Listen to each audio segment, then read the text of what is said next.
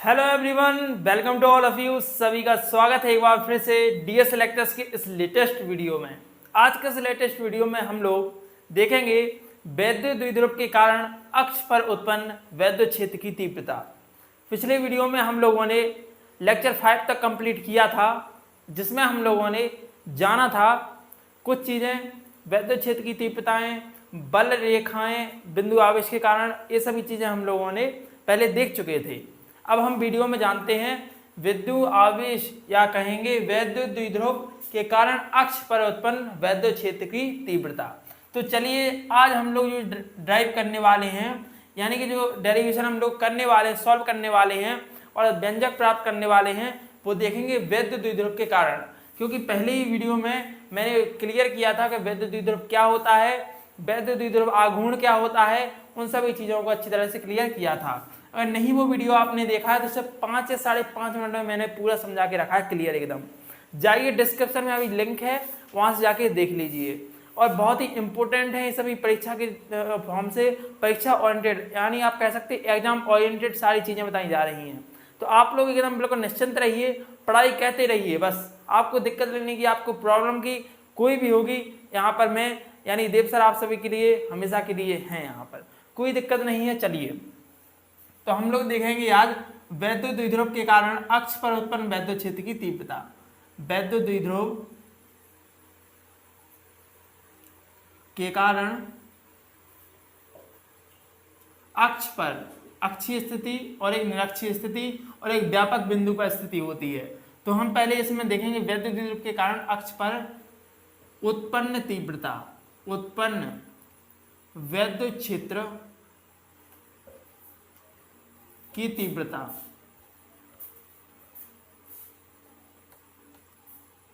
Intensity of, आप कहेंगे intensity of electric field of, कहेंगे due to a electric dipole, वो भी कहां पर, एक्सिस पर है। तो अब हम लोग इसमें अक्षीय स्थिति देखेंगे इसकी वैद्युत द्विध्रुव के कारण, मतलब हॉरिजॉन्टल में देखेंगे यानी कि क्षैतिज में देखेंगे, और एक ऊर्ध्वाधर यानी क्या देखेंगे, निरक्ष पर, अक्ष पर और निरक्ष पर। तो मैं मोटा मोटी यहाँ पर पहले क्या करेंगे, हम लोग इसमें पहले अपना एक चित्र बनाएंगे इसके बारे में, अपना चित्र नहीं, इसका इलेक्ट्रिक डाइपोल का चित्र बनाएंगे, फिर हम लोग उसमें देखेंगे। तो चलिए पहले हम लोग लेते हैं इलेक्ट्रिक डाइपोल, समझते हैं इलेक्ट्रिक डाइपोल यानी क्या होता है। हिंदी मीडियम वाले बच्चे ध्यान से सुनिएगा, इलेक्ट्रिक डाइपोल किससे कहते हैं, वैद्युत द्विध्रुव को। एक कोई इलेक्ट्रिक डाइपोल है, क्या है, इलेक्ट्रिक डाइपोल यानी वैद्युत द्विध्रुव है। यहाँ पर इसका मध्य बिंदु O है, क्या है, मध्य बिंदु O। इस मध्य बिंदु O से r दूरी पर हमने कोई एक बिंदु P मान लिया है, मान के रखा है, होता नहीं है, मान के रखा है सर, P बिंदु मान लिया है, जिस पर हमें वैद्युत क्षेत्र की तीव्रता की गणना करनी है। इसी पर हम लोगों को वैद्युत क्षेत्र ज्ञात करना है। तो कैसे ज्ञात करेंगे, तो पहले हम लोगों ने क्या किया था, फर्स्ट वीडियो में जब हम लोगों ने देखा था बिंदु आवेश के कारण वैद्युत क्षेत्र की तीव्रता, तो बिंदु आवेश के कारण देखा था, उसमें हम लोगों ने एक बिंदु से यानी एक आवेश से निकाला था, फिर और उसमें क्या किया था, हम लोगों ने उसका फाइंड कर लिया था। क्या कर लिया था, फाइंड, सूत्र फाइंड कर लिया था। लेकिन इसमें क्या करेंगे हम, ये पहले इस आवेश का फिर इस आवेश का, और दोनों आवेश के हम लोग पहले क्या निकालेंगे, तीव्रता, और इसके बाद हम लोग उसका परिणाम ही निकाल लेंगे, तो हम लोगों को सूत्र मिल जाएगा इलेक्ट्रिक डाइपोल का पूरा। अब चलिए समझते हैं, ज़्यादा लंबी बातें नहीं करेंगे, सीधी हम लोग यहाँ पर देखेंगे कि जो वैद्युत द्विध्रुव है, वैद्युत द्विध्रुव AB पर स्थित है आपका, और जो है इसकी लंबाई क्या है, 2L है। कितनी है, 2L है। इस वैद्युत द्विध्रुव की लंबाई 2L है। अब समझते हैं, देखिए ध्यान से। तो आप लोग इसमें लिखेंगे पहले कि माना कोई वैद्युत द्विध्रुव है, मैं बोल देता हूँ, माना कोई वैद्युत द्विध्रुव है जिसका आवेश Q है तथा लंबाई 2L है। कितनी है, 2L है। और इसमें किस पर स्थित है, वो AB पर स्थित है, और किसमें, निर्वात में स्थित। माना मध्य बिंदु O से r दूरी पर कोई बिंदु P है, जिस पर हमें वैद्युत क्षेत्र ज्ञात करना है या वैद्युत क्षेत्र की तीव्रता ज्ञात करनी है। तो समझिए अब ध्यान से, तो इतना आप चीज़ यहाँ पर लिख लेंगे, नोट कर लेंगे। हम सीधा पॉइंट पे आते हैं। ये तो बच्चों वाली चीज़ होगी भाई, आप लोगों को लिख ही लेना चाहिए, आप लिख लेंगे अच्छी तरह से, मुझे विश्वास है आप जरूर लिखेंगे। तो चलिए इतनी सारी चीज़ें आपने जो जो इसमें लिख किया है, बस वही सपोज करके वही लिख देते हैं। पहले बताना पड़ता है ना एग्जामिनर को कि भैया क्या क्या तुमने माना है। अब ऐसा तो है नहीं है कि तुम मतलब कुछ भी मान लो, एग्जामिनर को पता ही ना चले, तो कुछ बताना पड़ता है, क्योंकि वो तो भाई उस हिसाब से जाता है जिसमें कॉपी जिसको उसको इस सीट मिलती है उसी से जांचता है। लेकिन तुम्हें क्या करना है, तुम्हें उसको समझा के एकदम कि हाँ सर यहाँ से ऐसा यहाँ से ऐसा। तो देखिए अब हम पहले क्या करेंगे, इस माइनस क्यू आवेश से बिंदु P पर वैद्युत क्षेत्र देखेंगे। तो यहाँ पर एक चीज और देखें कि इस बिंदु पर यानी माइनस क्यू आवेश का वैद्युत क्षेत्र हम लोग क्या मान लेते हैं, E1, इसका क्या मान लेते हैं E2। अब इस पर अगर वैद्युत क्षेत्र देखें इस बिंदु पर, तो इसकी दिशा हम लोग पहले देख लेते हैं जल्दी से। तो E2 पहले देखेंगे E1, तो E1 किस ओर है, माइनस क्यू है। तो माइनस क्यू आवेश आपने पढ़ा था, जो वैद्युत क्षेत्र की तीव्रता होती है माइनस यानी ऋणावेश की ओर होती है और धनावेश से दूर होती है। तो सर हम लोग देखेंगे तो जो आपका फर्स्ट इलेक्ट्रिक फील्ड है, जो वैद्युत क्षेत्र है वो E1 किस ओर होगा, इस ओर होगा, और E2 किस ओर होगा, धनात्मक की वजह से धन आवेश के कारण यहाँ पर होगा। E2 इस तरफ हो गया। अब चलिए हम लोगों ने दोनों चीज अच्छी तरह से देख ली, तो हम लोग लिखेंगे कि माना Q आवेश के कारण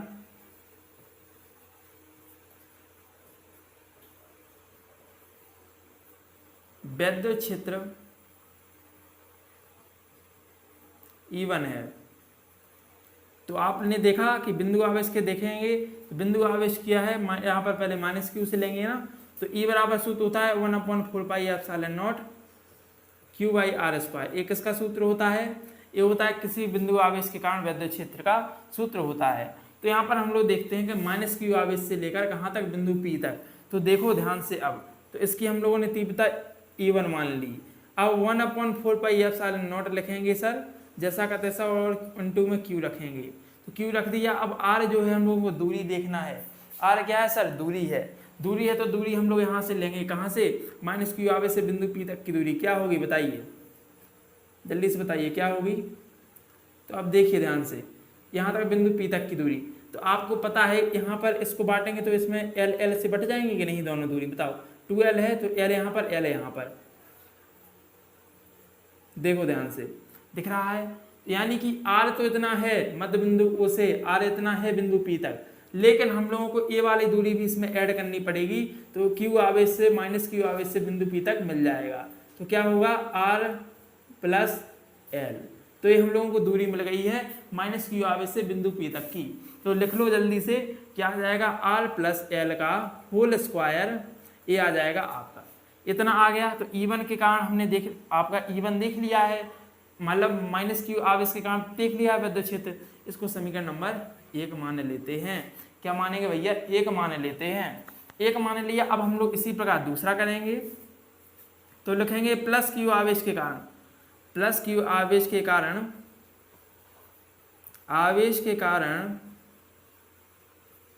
बिंदु P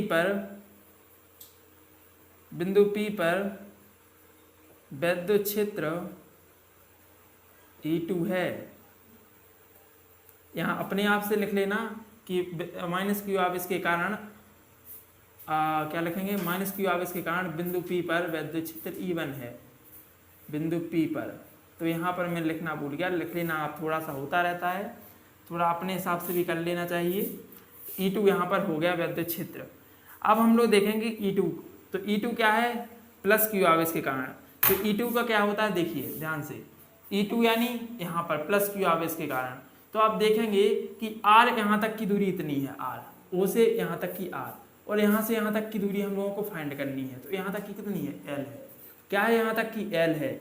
तो R माइनस L कर दो, तो यहाँ पर A तो मिल जाएगी कि नहीं, मिल जाएगी कि नहीं, बताओ तुम, मिल जाएगी, हाँ बिल्कुल मिल जाएगी सर। तो मिल जाएगी तो बस हम लोगों का काम बन गया। तो 1/4πε0 रखेंगे, और दूरी की जगह हम लोग क्या रख देंगे, R माइनस L का होल स्क्वायर। बताओ इतना क्लियर है तुम लोगों को, इतना क्लियर है कि नहीं, बताओ पहले। तो अब हम लोग दूसरा इसको समीकरण मान लिए हैं। अब इसका हम लोग परिणामी तीव्रता निकालेंगे। क्या निकालेंगे सर, परिणामी तीव्रता निकालेंगे। तो चलिए अब हम लोग यहाँ पर इसको देखते हैं पूरी तरह से। दिखाई दे रहा है यहाँ तक कि नहीं, पहले ये बताओ, दिखाई दे रहा है कि नहीं ना, थोड़ी सी छोटी सी कि बिंदु P पर परिणामी तीव्रता, यानी दोनों हम लोगों ने क्या देख लिया है सर, क्या देख लिया, दोनों का वैद्युत क्षेत्र तो देख लिया, लेकिन परिणामी तीव्रता भी देखनी पड़ेगी हमको। परिणामी तीव्रता हम लोग देखेंगे जब, परिणामी तीव्रता जब हम लोग देखेंगे तो क्या आएगा। अब देखो यहाँ पर आप सोच रहे होंगे वैद्युत क्षेत्र की तीव्रता क्यों नहीं लिखी, यहाँ पर भी वैद्युत क्षेत्र की तीव्रता, तो वैद्युत क्षेत्र की मान को ही वैद्युत क्षेत्र की तीव्रता कहते हैं, समझ रहे हो। तो वैद्युत क्षेत्र आप लिख दीजिए, कोई दिक्कत नहीं है, इससे भी काम चल जाएगा। तो अब हम लोग देखेंगे बिंदु P पर परिणामी तीव्रता। परिणामी तीव्रता का क्या होगा कि इसको परिणामी हम लोग किस प्रकार निकालेंगे, पहले ही मैं बता चुका हूँ, अगर विपरीत दिशा में हो वैद्युत क्षेत्र, एक दूसरे से विपरीत दिशा में हो, तो उस स्थिति में हम लोग क्या कहते हैं, डिफरेंस कर देते हैं, यानी घटा देते हैं एक दूसरे को, एक से दूसरी वैद्युत क्षेत्र की तीव्रता घटा देते हैं। तो घटाइए सर, क्या दिक्कत है। तो E इज इक्वल टू परिणामी तीव्रता बराबर क्या आ जाएगा, E2 माइनस E1। घटा दीजिए, किसी में से किसी का कोई पता तो नहीं चल रहा है, लेकिन घटा दीजिए आप। अब देखिए ध्यान से, तो यहाँ पर देखेंगे कि E इज इक्वल टू आ जाएगा 1/4πε0 इंटू क्यू बाई कितना आएगा, E2 कितना है, R माइनस एल का होल स्क्वायर, तो R माइनस एल का होल स्क्वायर, और माइनस कर दीजिए 1/4πε0 और Q by R plus L का होल स्क्वायर। इतना क्लियर है कि नहीं तुमको बताओ। तो E यहाँ पर परिणामी तीव्रता E बराबर आएगा 1/4πε0, और साथ में Q भी ले लीजिए कॉमन, बचेगा ऊपर कहाँ पर, यहाँ पर बचेगा आपका Q, तो कॉमन ले लिया तो ऊपर बचा 1 माइनस R माइनस एल का होल स्क्वायर, लिखेंगे माइनस 1/R प्लस एल का होल स्क्वायर। ठीक है, इतना चीज़ समझ में आई, इतना चीज़ समझ में आई, बताओ पहले समझ में आई। तो देखो अब आगे देखो, इसी प्रकार सर हम क्या करेंगे कि भिन्न टाइप से सॉल्व कर लेंगे। भिन्न आपने सॉल्व की है, उस प्रकार आप लोग भिन्न सॉल्व करेंगे। पहले भिन्न सॉल्व कीजिए, तो आएगा हम लोगों का कितना, R माइनस एल का होल स्क्वायर और R प्लस एल का होल स्क्वायर, दोनों गुणा होता है कि नहीं। अब यहाँ से क्या बचेगा, एक बार आ जाएगा, देखो R माइनस एल स्क्वायर से ये वाला ही कट गया, बचा है R प्लस एल का होल स्क्वायर, और यहाँ पर बचा है R माइनस एल का होल स्क्वायर। क्लियर है, इतना क्लियर है कि नहीं, R लिखा है यहाँ पर स्क्वायर। चलिए, तो अब हम लोग देखते हैं E बराबर 1/4πε0, कैलकुलेशन करते जाएंगे हम लोग, कैलकुलेशन हम लोग करते जाएंगे। तो Q बचा है यहाँ पर। अब देखिए, आपने पढ़ा है कि A square minus B square करते हैं तो क्या बचता है, A प्लस बी और A माइनस बी। तो यहाँ पर लिख लेंगे कि एक बार जोड़ेंगे एक बार घटा देंगे सर, तो एक बार A प्लस बी एक बार A माइनस बी, तो A और A B है, A है और B है, तो बस एक बार करेंगे A प्लस बी, यानी कि करेंगे R माइनस एल, पूरा हो गया। इसके बाद दूसरे का करेंगे इसी प्रकार कि R प्लस, मतलब एक बार प्लस में रखा एक बार माइनस में रखेंगे, रख दिया, तो R माइनस एल, सॉरी क्या करेंगे, R plus L minus R minus के क्या हो जाएगा, प्लस। इसी प्रकार आपका आ गया इतना। चेक कर लेना थोड़ा कैलकुलेशन को, कैलकुलेशन यहाँ पर चेक करते रहना, क्योंकि थोड़ा गलत हो जाएगा तो पूरा राउंड हो जाएगा अपना, तो पूरा राउंड नहीं करना है हमको। तो R माइनस एल का क्या होगा, R माइनस एल यहाँ पर है उसका स्क्वायर, और पूरा कर दीजिए आप, देखो R प्लस एल का होल स्क्वायर, पूरे के ऊपर स्क्वायर चढ़ा देना, पूरे के ऊपर स्क्वायर चढ़ा देना। समझ में आ रहा है। अब एक बार स्क्वायर लिख दो, इतनी बार चढ़ाया तो एक बार कर दो, कोई दिक्कत नहीं है सर, कोई दिक्कत नहीं है। तो समझो, अब कोई दिक्कत नहीं है तो आगे बढ़ते चलते हैं।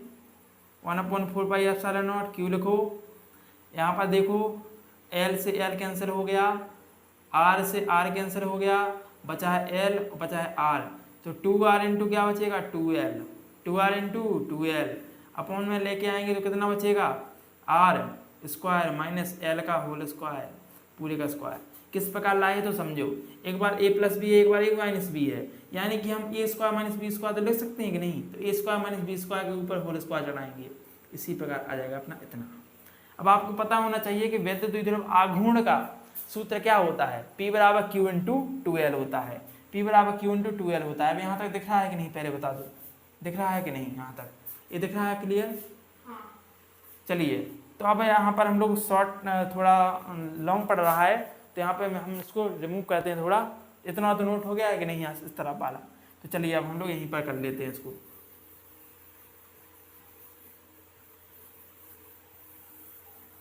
चलिए पूरा डेरिवेशन समझते चलना, बहुत ही सिंपल है, बस कैलकुलेशन थोड़ा रहता है तगड़ी। बायो वालों को थोड़ी दिक्कत हो सकती है, थोड़ा कैलकुलेशन करेंगे, प्रैक्टिस करेंगे तो आ जाएगा। 1/4πε0। आपने देखा कि P बराबर Q इंटू क्या होता है, 2L होता है, वैद्युत द्विध्रुव आघूर्ण कहते हैं सर इसे।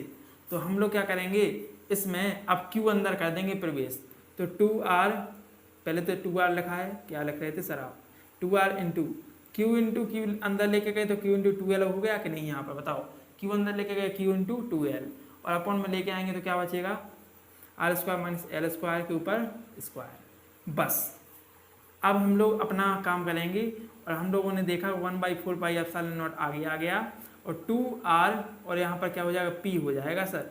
तो यहाँ पर क्या बचेगा, देखो R² माइनस L² और के ऊपर कितना है, स्क्वायर।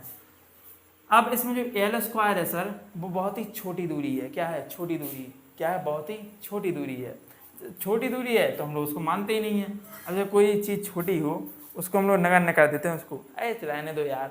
जैसे कोई चीज़ लेने जाते हैं तो अगर थोड़ी मोड़ी कम या ज़्यादा हो गई, रहने दो यार, कोई दिक्कत नहीं है, बहुत ही छोटी दूरी है सर, छोटी दूरी, इसलिए हम लोग इसको क्या करेंगे, L² को, चूंकि L² नगण्य है, अतः त्याज्य है, नगण्य मानने पर वो त्याज्य है, बस त्याज्य हो गया, यानी त्याग दिया हमने सर इसको।